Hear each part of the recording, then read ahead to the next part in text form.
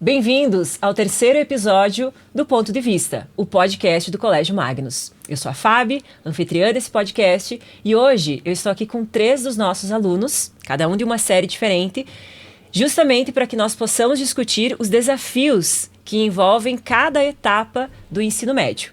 Eu estou aqui com a Lara, que é nossa aluna da primeira série, a Lívia, que é nossa aluna da segunda série, e o Enzo, aluno do terceirão. E aí a gente já vai começar com uma pergunta direto para a Lara. E Lara, já que é a primeira série, né, porta de entrada do ensino médio, acho que é prudente você começar falando. Obrigada. O que mais surpreendeu você no ensino médio, né? Porque você vem do fundamental, que é um ritmo. Aí você entra no ensino médio, qual é o ritmo que você está percebendo? Olha, eu entrei no fundamental, não me lembro muito bem, mas era muito mais fácil, né? As perguntas, as atividades, a questão, o ritmo do ensino fundamental é um ritmo muito mais leve do que o ensino médio leva. E no ensino médio, eu senti que pesou muito, sabe? Por exemplo, a pressão de... Claro, agora a gente vai começar a etapa decisiva da nossa vida para o nosso futuro.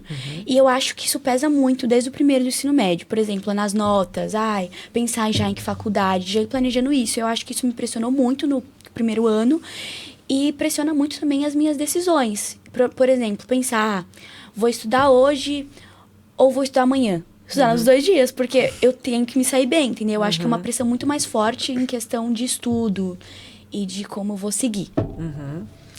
Muito bem. Vocês, claro que alunos do Magnus, todo mundo está sendo pelo primeiro ano, porque a nossa escola é nova, não é? Mas vocês já passaram pela primeira série. Vocês sentiram essa mesma pressão, assim, essa mesma... Não sei que termo a gente poderia chamar, assim, parece que é um salto gigantesco, né? Do 9º ano para o ensino médio. Abrir essa porta da dificuldade. E às vezes, se a gente só pensar em idade, às vezes vocês estão com a mesma idade. A idade que terminou o 9º e a idade que começa a primeira série. Então, não é uma diferença de vida, assim. Passaram-se 2 meses, os meses de férias, e você está na primeira série. Mas vocês também sentiram, você, Lívia e Enzo, essa... Eu sim, essa porque, por exemplo, lá no 9º ano, as provas eram mais questões normais, mais diretas. Agora as provas são mais só sobre vestibulares e interpretativas. Então a gente tem que equilibrar esses 2 lados. Tanto você saber o conteúdo, quanto saber também interpretar as questões, né? E no 9º ano também a gente tinha mais tempo para família, para amigos. Agora é prova, trabalho, e pensar em faculdade, pensar no vestibular. Porque ano passado também a gente fez o Enem. Eu e o Enzo, a gente fez o Enem. E então tem que começar a estudar pro Enem e tudo. Só que é difícil de conciliar o Enem e os vestibulares com as coisas da escola. Às vezes você acaba deixando um de lado, sabe? Porque se você tem que estudar para a prova de português, por exemplo, você deixa de estudar algum conteúdo que cairia no vestibular. Tipo, na ordem que deveria ter seguido, né? Então, eu acho bem complicado conseguir conciliar, ainda mais quando você passa do 9º pro primeiro, que tem aquele baque, sabe? Muito bem. Eu acho que eu não sofri tanto nessa transição. Claro, porque eu entrei no ensino médio já sabendo que eu não ia terminar o primeiro ano aqui. Verdade. Que eu já entrei sabendo que eu ia fazer um intercâmbio. Então, acho que pra mim essa mudança não foi tanta, porque eu também não tava me importando muito e com o Enem, com o vestibular, não era uma preocupação na minha vida. Então, acho que isso... Ali não foi uma mudança muito grande, só as provas que estavam mais difíceis, um pouco mais de conteúdo, mas pra mim não foi tanto. Talvez essa pressão que elas falam, você está sentindo agora. Eu senti muito ano passado quando eu voltei. Que eu voltei, eu estava acostumado com a escola, eu ter só 5 aulas, não ser tanto conteúdo, eu não estava ouvindo a palavra Enem, vestibular todo dia. Sim. Daí, de repente, eu voltei, eu já tive que fazer um simulado, então... Nossa, aprender a escrever a redação em 2 semanas ali, né? É verdade, eu lembro desse desespero. Muito bem. E, Lívia, a segunda série, eu acho... Não sei, parece que ela pode ser vista como uma série meio estranha. Porque a primeira série, tudo é novidade. Estou estreando no ensino médio. A terceira série tem coisas bem peculiares da terceira. E todo esse fator decisivo da minha vida, a bomba explode na terceira série. E a segunda é o meio do caminho, né? Como que você vê essa segunda série? Assim, você acha que se o aluno der moleza, assim, ele se prejudica muito a longo prazo? Ele ainda pode ter tempo para correr atrás do prejuízo? Eu acho que assim, a segunda série eu acho ela um pouco mais decisiva do que tranquila. Eu acho ela, assim, um meio termo entre o primeiro e o terceiro, mas ainda assim tem uma pressão muito maior do que no primeiro. Por exemplo, aqui no Magnus, a gente vai ver todo o conteúdo do ensino médio na primeira e na segunda série. Então, se você perder um pouco da segunda série, você acaba, né, se prejudicando lá no terceirão. Então, eu acho que, sim, é bastante pressão na segunda série também, até porque aqui nós vamos ver todos os conteúdos e eles precisam, assim, tá claro dentro da nossa cabeça, né, pra gente só revisar no terceirão. Sim. Então, e não aprender, né? E não aprender, exatamente. Então, eu acho que também é bastante pressão, até porque é no segundo ano que começam a surgir mais as perguntas. Já sabe que faculdade que você vai fazer? Sim. No primeiro ainda é uma fase, assim, de transição, sabe? No segundo já é mais certeiro, as pessoas já vão mais te pedindo o que você vai querer fazer no futuro, já vem mais essas perguntas, sabe? Então, eu acho que é bem decisivo também, mas não tanto quanto o terceirão, né? Sim. Porque as pessoas têm a cabeça de que do terceirão já vai direto pra faculdade, Sim. né? Não Como tem aquele meio termo quase como obrigatório, né? como se fosse uma obrigação. Então, eu acho que, apesar de ser mais difícil do que o primeiro, também não dá pra relaxar. Senão tu acaba se perdendo, né? Sim. E talvez por isso, Lara, pelo que a Lívia falou, do esquema aqui da nossa escola, de dividir, né, o ensino médio em 2 anos, basicamente, que vocês também na primeira série sintam um peso muito maior. Porque se perder, que nem a Lívia disse, se perder um pouquinho do conteúdo, você tem que aprender de novo lá no terceirão. E tem que aprender agora, né? Sim, É sim. complicado. E a primeira série, ela é complicada, agora já falando um pouco a minha visão de professora, porque você reúne ali na primeira série alunos que vêm de escolas diferentes do fundamental, com conhecimentos completamente diferentes, né? Capacidades, bases de conteúdos completamente diferentes. Alguns conteúdos a gente vê que alguns alunos nem estudaram aquele conteúdo. E agora a gente entende que seria uma base, a gente precisaria aprofundar um pouco aquele conteúdo, mas para alguns é ver pela primeira vez. Sim. E isso dá um nível maior de dificuldade, né? Além de você ter que gerenciar aquele conteúdo que era natural daquela série, você precisa, junto com isso, administrar um conteúdo que você nem teve, nem estudou, e que vai cair na tua prova. Né? Então, eu senti um pouco dessa pressão também por causa disso. Por Eu questões imagino. de que eu acredito de que não tenha visto, ou tanto que não tenha aprofundado tanto no meu ensino fundamental, e acabei revisando ou analisando um pouco mais. No primeiro ano, eu senti muita dificuldade, principalmente em matemática, nessas matérias que são um pouco mais decisivas. Eu acho que isso influenciou muito, muito mesmo. E você quer falar, Lívia? Que nem em português, a gente começa do primeiro ano do ensino médio, a gente começa do início mesmo. Com sujeito, predicado, tipos de, né? De matemática, não. De matemática a gente já vai um pouco mais, já tem que saber pelo menos o básico. Proporção, divisão, saber fazer todas essas contas para que a gente consiga entender todo o resto, né? Então, se você não aprendeu o básico no seu fundamental, vai sentir muita dificuldade no ensino médio. E não tem jeito, vai ter que correr atrás do prejuízo. E se o aluno não é proativo, não tem esse perfil de estudar... Porque tem aluno que só se desespera, percebe que o bicho está pegando e ele fica desesperado e ele trava e não faz nada. E a dificuldade, esse aluno só vai empurrando a dificuldade. Então, vai chegar lá no terceirão, que você precisa revisar conteúdos, você vai ter que enfrentar as suas próprias dificuldades, que você já sabia desde a primeira série que tinha.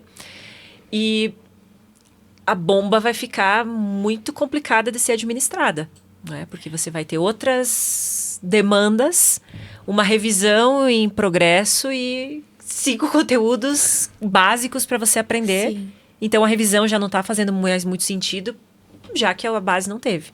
Né? Então, eu acho muito, muito interessante, já que quero acreditar que outros alunos do ensino médio vão nos ouvir.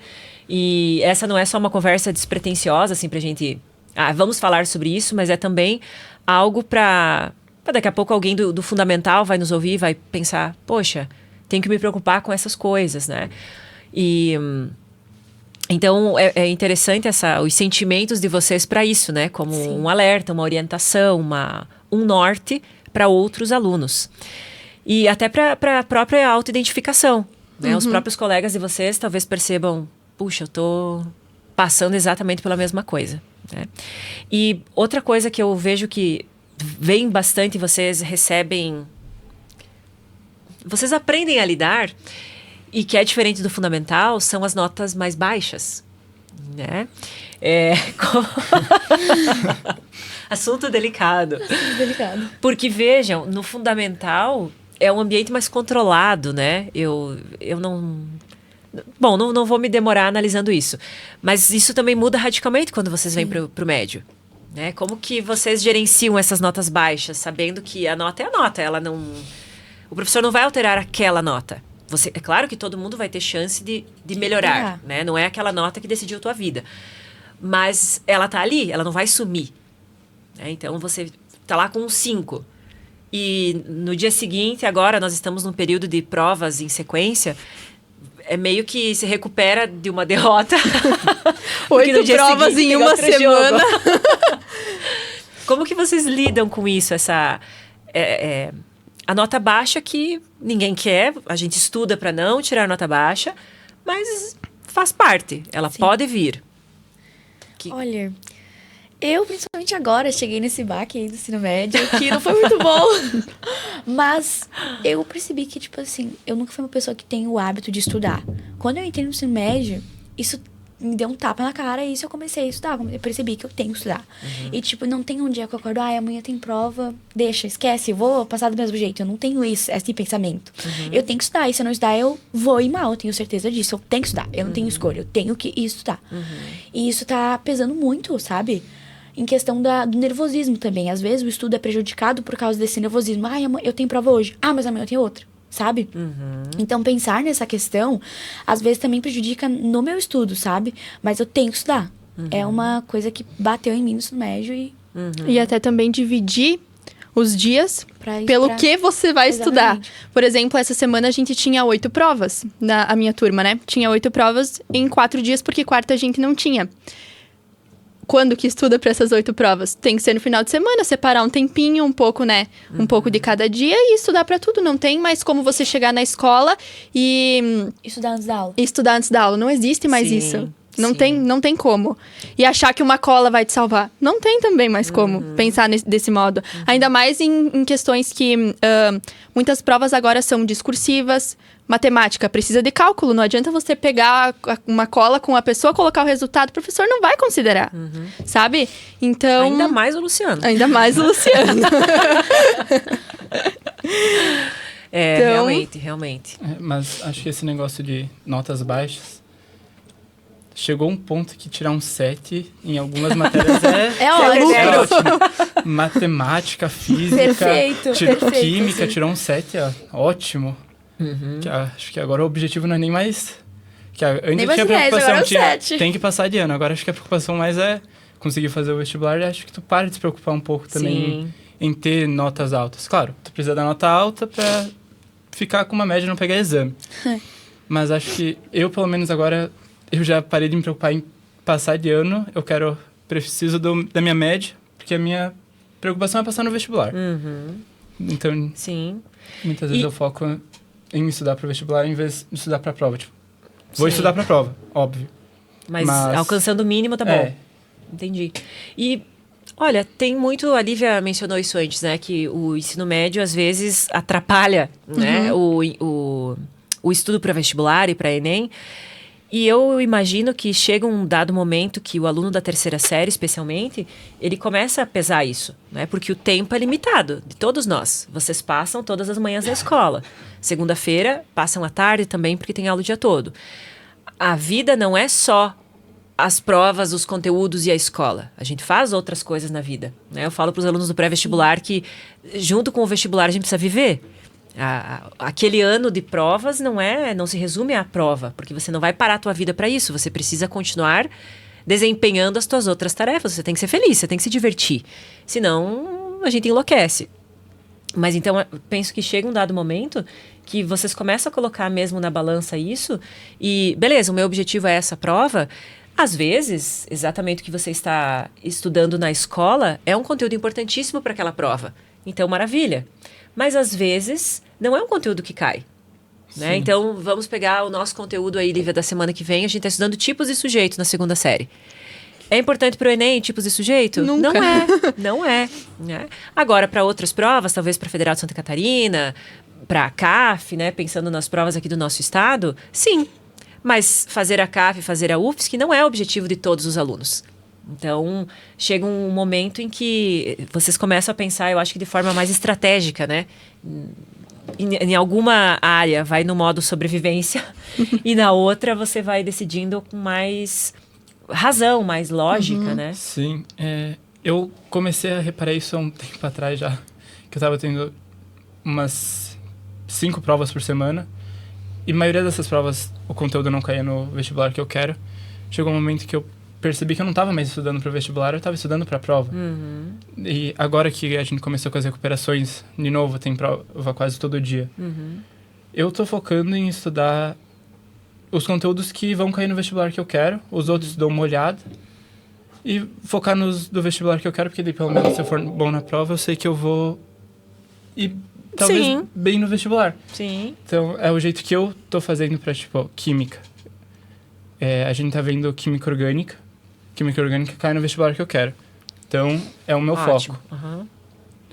Mas separações e misturas, que a gente teve prova há um tempo atrás, não é uma coisa que cai no vestibular que eu quero, então não é uma coisa que eu me preocupei em estudar muito. Estudei o suficiente para conseguir passar na prova, consegui, e é isso.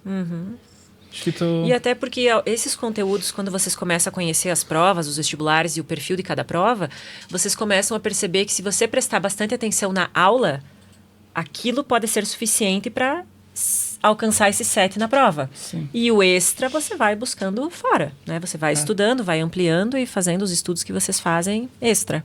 Tem muita gente que vai pra prova com o que sabe da aula. Aprendeu na aula, vai pra prova com aquilo. Eu já não sou assim. Não consigo, posso ter entendido durante a aula. Eu preciso chegar em casa e fazer 50 questões, senão não vou pra prova tranquila, segura, sabe? Então... Olivia, já que você falou sobre isso, outro dia eu sugeri que você falasse, tu lembra da disciplina de comunicação? A Lívia, ela é bastante admirada pelos colegas dela, porque ela só tira notão, né? Tira notas altas desde sempre. Eu lembro que ano passado a Lívia disse que a nota mais baixa tinha sido 9. 8,8. 8,8 foi a nota mais baixa dela no ano, exatamente. E então tu tem um perfil de estudo, né? E é uma coisa tua. Você faz, não sei se você gosta, se você se cobra, mas você faz. E você tem esse desempenho, isso retorna pra você, né? E eu acho que você já se habituou a ser dessa forma. Como que você se organiza? Ou deixa eu fazer outra pergunta anterior. Como que você chegou nisso?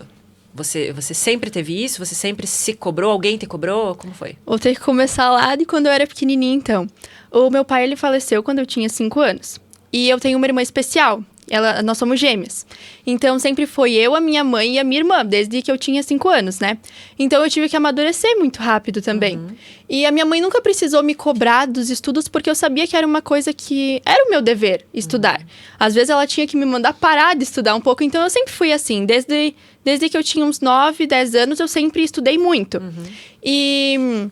agora, lógico que o meu método de estudos é diferente, né? Por exemplo, eu tenho aula na escola, então eu presto atenção na aula, copia tudo, chego em casa. Aí, lê um pouco da apostila, lê do caderno, né? Assiste algumas videoaulas e depois, questões. Pega uns PDFs na internet e faz, assim, questões, muitas questões. Matemática, física e química, que são mais questões de cálculo, aí dá pra fazer um pouquinho menos, porque ela demanda mais tempo cada questão, né? Sim. Agora, geografia, história, quando tem uma prova, as pessoas acham loucura, mas eu chego a fazer, 150 questões pra estudar pra aquela prova. Pega alguns PDFs, alguma coisa assim, e todo mundo, meu Deus do céu, e pra mim já é uma coisa normal, sabe? Sento ali, faço as minhas questões e pronto. Daí eu me sinto um pouco mais tranquila. Um pouco mais preparada. Caraca, 150 questões? Eu fiz esses dias pra uma prova de geografia. O Marcos, né, Marcos? Olha o que tu tá fazendo com os alunos, Marcos. É porque a geografia... é um estímulo, né? A geografia a gente tava acostumado com uma coisa super tranquila, né? Sim. Rochas, terra, tudo. Ok? Chegou na primeira prova de geografia desse ano, prof do céu. Meu Deus do céu. Foi assim, a gente ficou desesperado. E agora o professor também, ele entendeu o nosso lado, porque a gente não tinha, assim, aula de geografia há muito tempo. A gente fingia que a gente tinha aula, né? E daí ele teve que retomar muita coisa que a gente nunca tinha visto. Então ele também, o professor estava assim, tentando arrumar um jeito de ficar bom para todos os lados. Porque ele não tem como começar do zero com a gente. E não tem como deixar a gente sem a base também. Com certeza. Do conteúdo, né? Então teve que ser uma construção ali. Sim. Nossa, mas... Caramba, tô apavorada com 150 questões. Mas, e veja, né, como é interessante. Porque se a gente pensa também em quem é aprovado nos vestibulares, o que se sobressai em todas as aprovações, nos relatos dos alunos, fiz muitas questões. Não tem. E vocês observam. Nós, como professores, a gente dá o conteúdo teórico, explica, e depois o que a gente tem que fazer? Questões. E é o melhor método de estudo, questões. Senão você não sabe se entendeu ou não entendeu. Tem coisas né? que a gente só aprende fazendo as questões. Que caem nas questões, você vai lá e erra. Como assim errei? Mas eu aprendi tal coisa. Aí você vai lá entender do porquê que você errou, né? Daí você vai aprendendo coisas novas, que às vezes nem estavam no conteúdo, né? Exatamente. Porque a questão é a aplicação do raciocínio, a aplicação do conteúdo. Né? Nós explicamos o conteúdo. A questão, ela tira da abstração e coloca num caso concreto. Entra tudo, né? Exatamente. Muito bem. Então, se tu tivesse que deixar uma sugestão pra galera, tu diria, façam questões. Façam questões. Não é só estudem, façam questões. Não é só ler a apostila, façam questões. Se não precisar escolher uma coisa, façam questões ao invés de ler a apostila. Eu acho mais benéfico, de verdade. Às vezes você aprende mais, tipo assim, começa a fazer questões sem saber o conteúdo. Claro que é ótimo você saber o conteúdo antes. Mas se você só tem tempo para fazer uma das coisas, eu acho mais interessante fazer questões do que, por exemplo, ler uma apostila. Porque daí você entende como eles cobram isso, sabe? Isso. A leitura só por si, ela é uma forma de estudo passiva. Né? E a resolução de questões, ela te coloca em outra situação que é uma forma ativa. Te faz pensar. Exatamente. Porque ler a apostila é você decorar. Agora, fazer questões, tu tem que interpretar, raciocinar, tudo, né?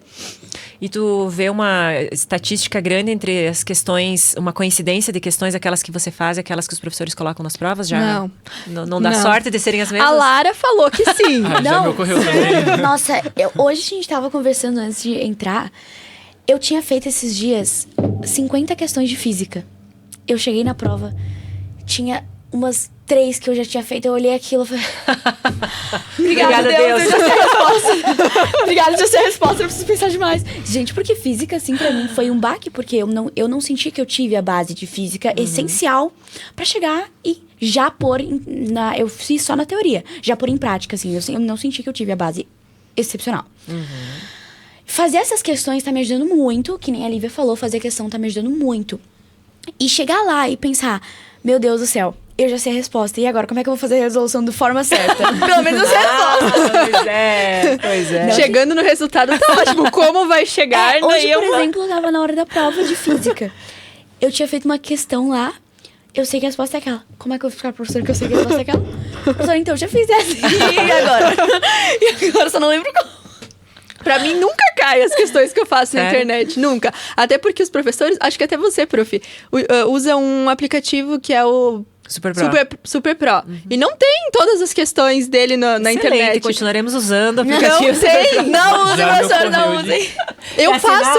Eu faço esse tanto de questão 150 pra, tipo assim, chegar lá, com certeza alguma vai cair. Prof, na prova de geografia não caiu nenhuma. Das 150 que eu fiz, nenhuma. Cara, faltou as 20, ó. Faltou as 20. Muito bem, muito bem. Ô, Enzo, eu queria te fazer uma pergunta. Você mencionou antes que fez intercâmbio, né? Você sentiu que foi muito difícil para você o retorno? Você se integrou bem? Foi legal? Porque a experiência, com certeza, é incrível, né? Sim. Acho que para mim foi mais difícil me adaptar de volta ao ensino do Brasil do que lá. Que muita gente pensa que vai ser mais difícil lá, porque é algo totalmente novo. Mas eu acho que foi muito mais difícil, porque nos Estados Unidos o ensino é muito mais fácil, é muito menos aulas. Eu tinha só 7 matérias, 5 que eram matérias que tem aqui. E delas, só 2 eu tinha prova. Então eu não tinha que estudar muito. Daí voltar bem no segundo ano. foi bem difícil. Ainda tô tentando pegar todos os conteúdos. Ainda bem que a gente já começou com o revisional, então eu sei que pra ti foi bom, né? eu sei que eu vou conseguir ver todos os conteúdos. Claro, vou ter que estudar em casa. Mas pelo menos eu vou ter uma explicação do professor. Não vai ter que ser só eu com uma videoaula. Então acho que... E que nem o Enzo falou lá, ele tinha 5 matérias, né? No intercâmbio, que a gente tem 16. Né? Então... Segura esse rajão, né? Falar nisso, gente. eu tenho uma amiga que vai pro intercâmbio, né, a Helena, ela vai pra Taiwan, então imagina como é que vai ser difícil pra ela aprender o mandarim, como conviver lá. Então, tipo, é um abismo, né? É um abismo. Depois tem que voltar a aprender tudo o ensino médio de novo. É verdade. Ela vai ficar 1 ano? Acho que 1 ano, acredito que sim. A experiência é incrível, né? É incrível, Incrível, mas você já tem que ir sabendo que tem um custo, né? Exatamente. E, gente, para nós encerrarmos, eu queria saber o seguinte. A Lara...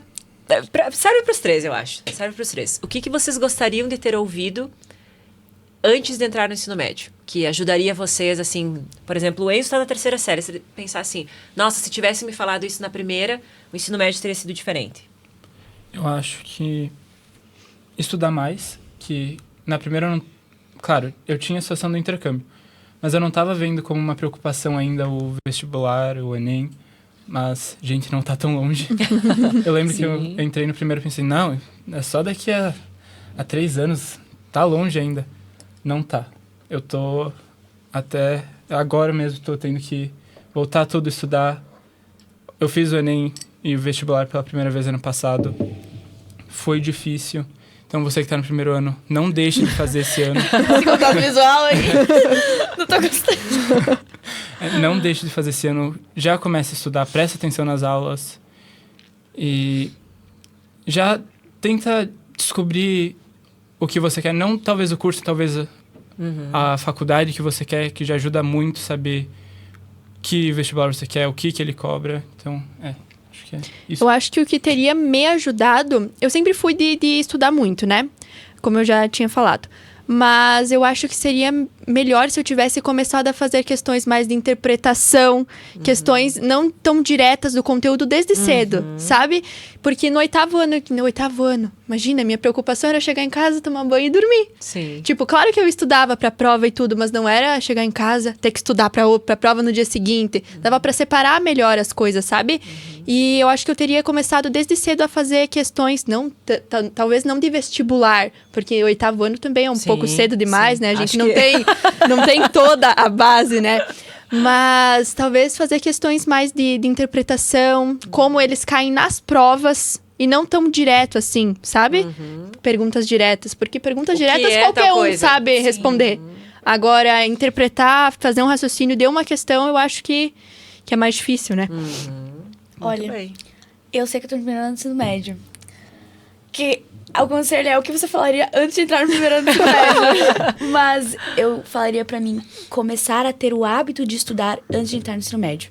Porque, como eu falei, eu nunca fui uma pessoa muito estudiosa, né? Eu sempre fui mais de falar, né? Não sei se dá pra perceber. Mas eu nunca tive o hábito de estudar, de chegar, sentar numa cadeira e estudar. Eu nunca tive esse hábito, de fazer a questão. Eu só aprendia na teoria, ia lá e fazia. Só que eu acho que eu deveria ter criado esse hábito, que nem a Lívia falou, antes de eu entrar no ensino médio. Porque isso afetou muito, muito mesmo as minhas notas. Por exemplo, quando a prof comentou ali sobre questão de agora as notas são baixas, tipo, drásticas, assim. E um 7 tá ótimo. Só que isso pra mim foi uma coisa grande, né? E essa questão de ter o hábito de estudar, meu pai sempre me diz, ter o hábito de estudar é uma coisa muito boa. Isso é fortalece muito. Gente, vocês tocaram em vários assuntos que seria muito legal que a gente pudesse abordar. A gente não vai ter tempo hoje, seguramente falaremos em outros momentos, como, por exemplo, as questões emocionais. Né? A vida além do estudo, né? Como que a gente dá conta de tudo isso. Sim. Mas, enfim, muita coisa. O ensino médio não é moleza mesmo, né? Não é brincadeira. Vocês estão vivendo isso todos os dias, não é? Mas vocês estão se saindo muito bem, hein? Vocês estão se... Pega a cara da Lara, por favor. Não faz isso não, por favor. Se saindo muito bem. Ela chegou a engasgar. Não faz isso, não pega minha cara não. Corta essa parte. Bem, então eu agradeço, gente, de coração a presença de vocês. Da Lara, da Lívia, do Enzo. Muito obrigada por representarem os alunos, né, nessa discussão. Muito bacana, como eu falei, em outro momento, com certeza a gente vai retomar essa ideia dos desafios e abordando outros pontos que não foram possíveis hoje. Obrigada. Obrigada a todos vocês que nos acompanharam em mais esse episódio. Já fica o convite para que vocês nos acompanhem no próximo. Até. Até. Até.